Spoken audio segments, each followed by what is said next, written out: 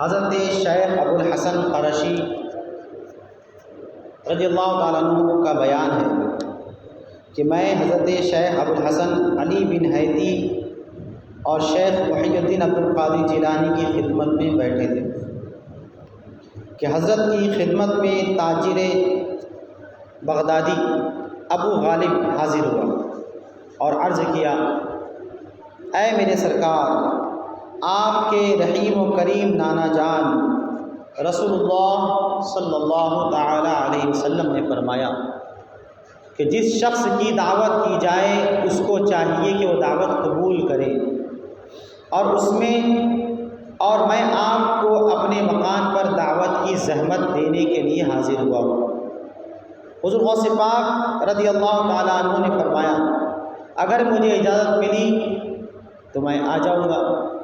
آپ نے مراقبہ کیا اور فرمایا کہ میں ضرور آؤں گا۔ مقررہ وقت پر میں اور شیخ حیدی آپ کے ہمراہ تاجر ابو غالب بغدادی کے مکان پر پہنچے۔ وہاں دیکھا کہ تو بغداد کے بہت سے علماء، مشائخ اور اعیان موجود تھے۔ آپ کے سامنے دسترخوان لگایا گیا جس پر رنگ برنگے کھانے چنے ہوئے تھے، اور دو شخص ایک بہت بڑا ٹوکرا لایا جس کا منہ ڈھکا ہوا تھا۔ یہ ٹوکرا دسترخوان کی ایک طرف لا کر رکھا گیا۔ میزبان ابو غالب حضور غوث پاک کی خدمت میں عرض کیا کہ اجازت ہے کھانا شروع کیا جائے۔ آپ نے کچھ نہیں فرمایا، اپنا سر جھکائے رہے، نہ کھایا، نہ خود کھایا، نہ دوسروں کو اجازت دی۔ اہل مجلس پر آپ کی ہیبت اس طرح طاری تھی گویا ان کے سروں پر پرندے بیٹھے، یعنی جب تک غوث پاک نے شروع نہیں کیا تو کسی نے بھی کھانا شروع نہیں کیا۔ اس کے بعد فرماتے ہیں، پھر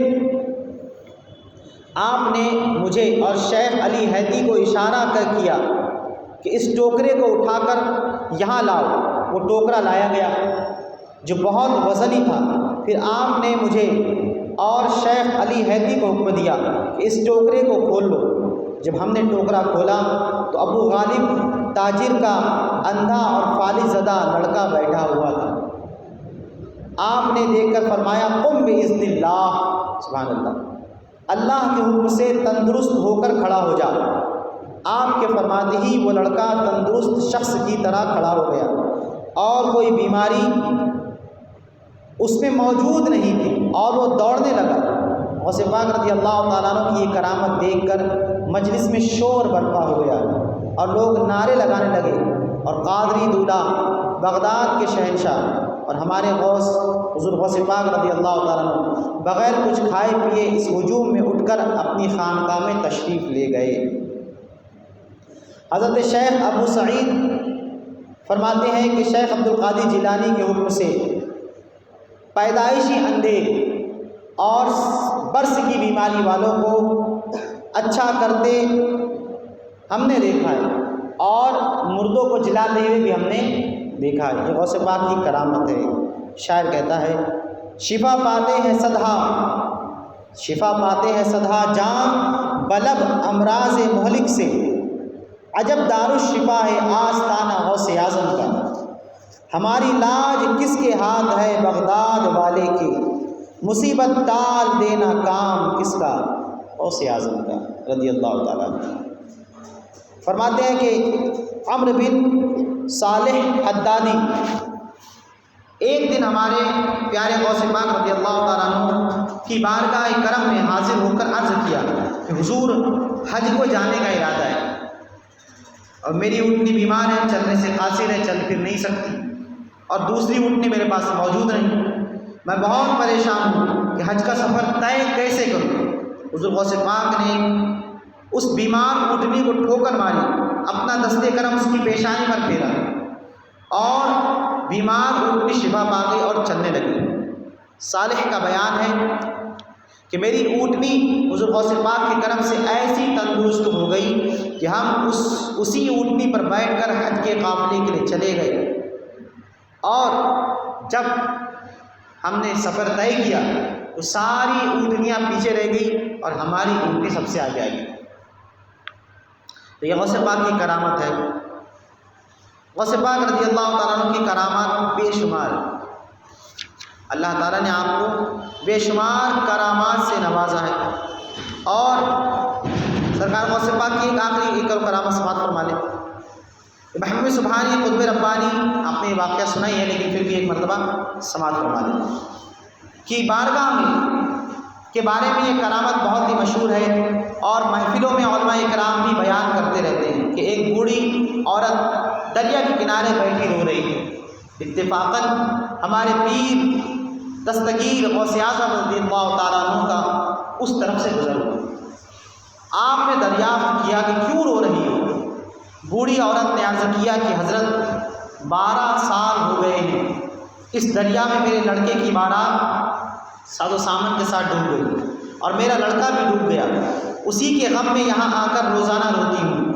آپ نے دعا کی تو اللہ تعالیٰ نے آپ کی دعا قبول فرمائی اور 12 برس کی ڈوبی ہوئی کشتی بارات اور ساز و سامان کے ساتھ صحیح و سالم نکل آئی اور وہ بوڑھی خوشی ہو کر اپنے مکان کو چل گئی۔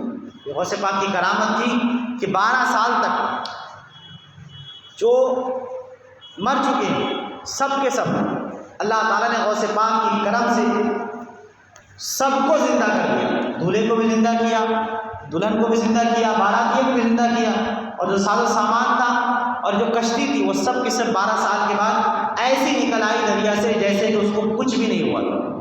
یہ غوث پاک کی کرامت ہے۔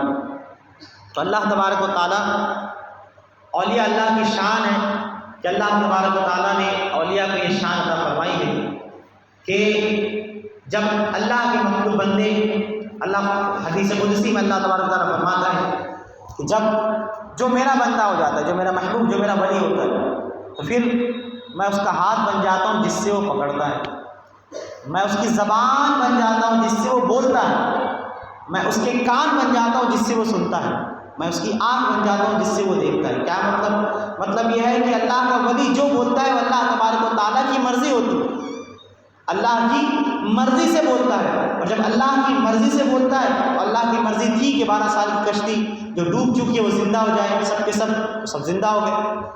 آپ کئی کرامات ہیں جس میں آپ نے مردوں کو زندہ کیا، بیماروں کو شفا عطا کیا، اور یہ کرامات دیگر اولیاء اکرام کو بھی عطا ہوئی، لیکن اللہ تعالیٰ نے سب اولیاء میں سب سے زیادہ کرامت، با کرامت سرکار غوث پاک رضی اللہ تعالیٰ عنہ کی ذات مبارکات کو بنایا ہے۔ اور آپ کی زندگی کے الگ الگ پہلو، یہ جو آپ کو کرامتیں ملی یہ بعد میں، لیکن اس کے پہلے آپ نے جو محنت کی ہے، مشقت کی ہے، اللہ کی عبادت کی ہے، ریاضت کی ہے، اللہ کی بارگاہ میں سجدے کی ہے، اللہ کی بارگاہ میں رویا ہے، مجاہدے کیے ہیں، بھوک پیاس برداشت کی ہے، تب جا کر اللہ تعالیٰ نے آپ کو یہ مقام اور مرتبہ عطا کیا ہے نا۔ اگر شاعر کہتا ہے مٹا دے اپنی ہستی کو، مٹا دے اپنی ہستی کو اگر کچھ مرتبہ چاہے، مٹا دے اپنی ہستی کو اگر کچھ مرتبہ چاہے، کہ دانہ خاک میں مل کر گلے گلزار ہوتا ہے نا۔ اگر کچھ بننا ہے تو اپنے آپ کو فنا کرنا پڑتا ہے، اپنے آپ کو ختم کرنا پڑتا ہے۔ جب انسان اپنے آپ کو کسی کام میں لگا کر پورا منہمک ہو کر اس کام کو کرتا ہے تو اللہ تعالیٰ پھر ایسے ایسے مقام عطا فرماتا ہے، ایسے ایسے مقام عطا فرماتا ہے۔ شاعر ایک اور شاعر کہتا ہے کہ نشیمن پر نشیمن اس طرح تعمیر کرتا جا، نشیمن پر نشیمن اس طرح تعمیر کرتا جا کہ بجلی گرتے گرتے آپ خود بیزار ہو جائے۔ اتنی محنت کرو کسی بھی کام میں، اگر چاہے دنیاوی کام میں، دینی کام میں، اگر آپ کو قرب الہی حاصل کرنا ہے تو آپ کو اپنے راتوں کی نیند کی قربانی دینی ہے۔ اگر آپ کو اللہ کا قرب حاصل کرنا ہے تو آپ کو اپنی نیندیں قربان کرنی ہوگی، ہے نا۔ اگر آپ کو دنیا میں بھی کامیاب ہونا ہے تو آپ کو اپنا وقت دینا ہوگا۔ آپ کو جیسے ہمارے بچے بیٹھے ہوئے، اگر یہ آگے چل کے کچھ بننا چاہتے ہیں، کوئی ڈاکٹر بننا چاہتا ہوگا، کوئی وکیل بننا چاہتا ہوگا، کوئی جج بننا چاہتا ہوگا، کوئی کچھ بننا چاہتا ہوگا، تو اگر ہم اپنے وقتوں کو ضائع کریں گے، برباد کریں گے تو کچھ نہیں بن سکتے۔ اگر ہم اپنے وقتوں کو صحیح جگہ لگائیں گے، صحیح تربیت حاصل کریں گے، صحیح تعلیم حاصل کریں گے اور تعلیم میں ہم بالکل جڑ جائیں گے، لگ جائیں گے، تو اللہ تعالیٰ کہ حبیب علیہ السلام فرماتے قرآن پاک میں غالباً کہ ان اللہ لا یضیع اجر العاملین، اللہ تعالیٰ کسی کی محنت کو ضائع نہیں کرتا ہے نا. اگر تم رب تک پہنچنا چاہتے ہو اس راہ میں محنت کرو، اللہ تعالیٰ وہاں کامیابی دے گا. دنیا چاہتے ہو دنیا کے لیے محنت کرو، اللہ تعالیٰ وہاں کامیابی عطا فرمائے گا. لیکن مومن صالح کو چاہیے کہ وہ دین اور دنیا دونوں کے لیے محنت کرے، اللہ تعالیٰ دنیا میں بھی کامیابی عطا فرمائے گا اور آخرت میں بھی کامیابی عطا فرمائے گا. اللہ تعالیٰ ہم سب کو غوث پاک کا